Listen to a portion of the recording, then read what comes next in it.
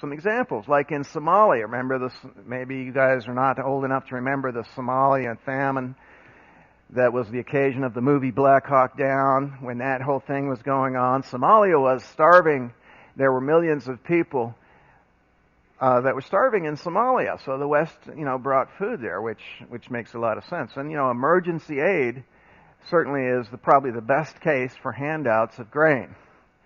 The thing is, most of the famine had already passed by the time grain began to arrive on the scene. The number of deaths per day had dropped down to a quarter of what it had been, and a good harvest was already being brought in by farmers in that country.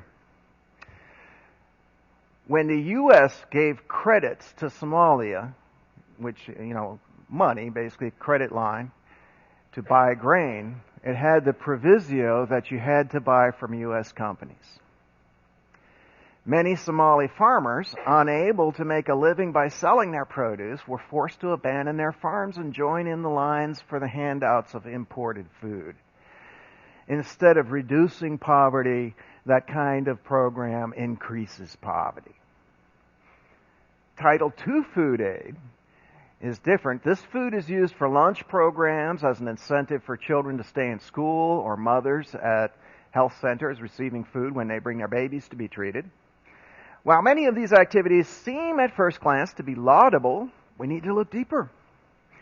First and foremost, this kind of food aid is still about the injection of food into the economy of recipient countries, which results in the distortion of markets. It's no longer profitable to farm a small plot when there's free or subsidized grain being dumped on the market. Just as it does with other forms of food aid, this distortion weakens the local food system, drives farmers off of the land, and ultimately creates long-term dependency on imported U.S. agricultural commodities. Of the 830 million hungry people worldwide, a third of them live in India. Another case study. Yet in 1999, the Indian government had 10 million tons of surplus food grains, rice, wheat, and so on. Well, that's interesting. So they've got a third of the starving on earth, and yet the government's sitting there with 10 million tons of surplus grain. In the year 2000, that surplus increased to almost 60 million tons. Most of it ended up left in granaries to rot. Instead of giving the surplus food to the hungry, the Indian government was hoping to export the grain to make money. And so we see structural injustice, a structural evil where power structures, governmental corruption, and greed are what is ultimately hurting the poor. We say, well, that was awful of the Indian government to do that. But check this part out. It also stopped buying grain from its own farmers, leaving them destitute. The farmers who had gone into debt to purchase expensive chemical fertilizers and pesticides on the advice of the government were now forced to burn their crops in the field.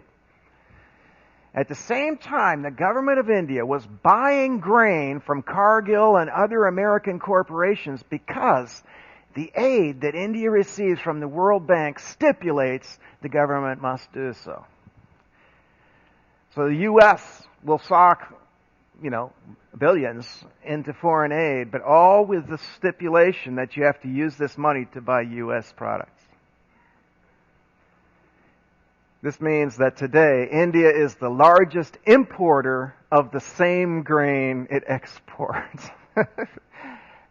Of course, they're going to say yes if it's free grain. They're being given the money by the OMF or the IMF or the World Bank, so they're going to use it, but they can only use it to buy U.S. grain.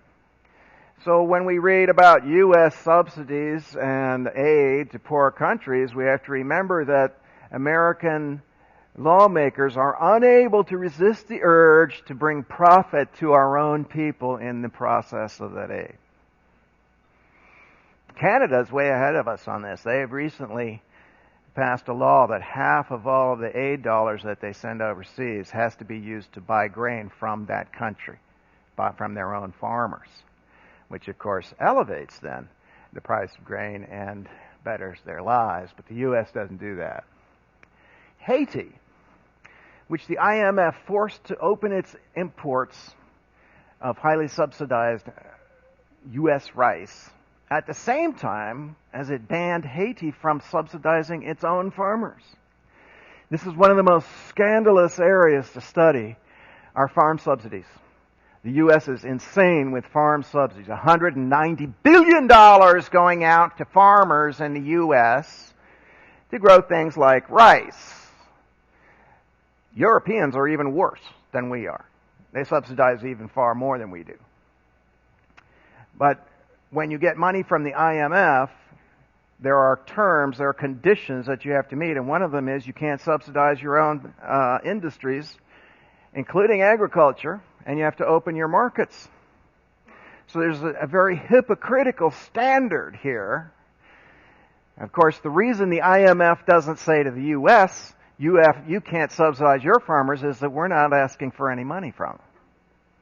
It's only those who need their money who they have the power over to ban subsidies.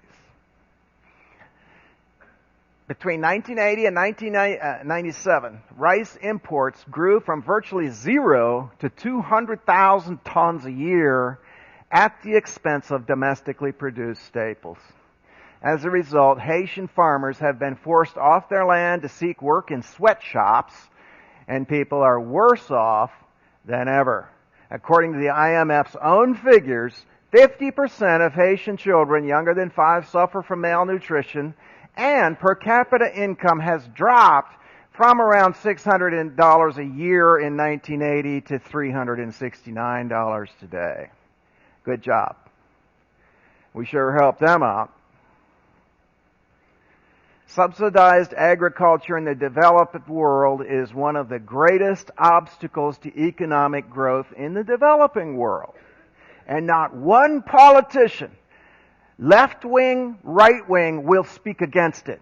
You didn't hear a word of anybody suggesting that we cut farm subsidies in this country. The agricultural lobby here is ultimately powerful, and it just keeps going up every year.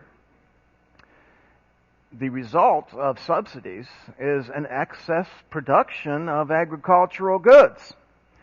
In 2002, industrial countries in the Organization for Economic Cooperation and Development spent a total of $300 billion on crop price supports, production payments, and other farm programs.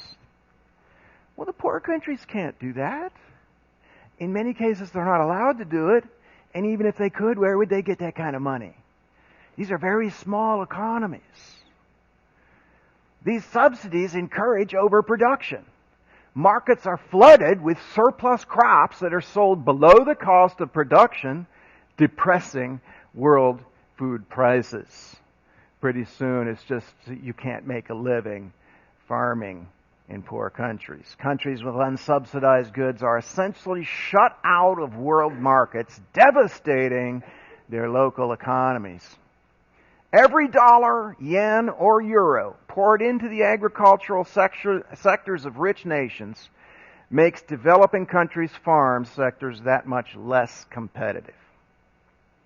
Farm subsidies cost poor countries about $50 billion a year in lost agricultural exports. By coincidence, that's about the same as the total of rich countries' aid to poor countries.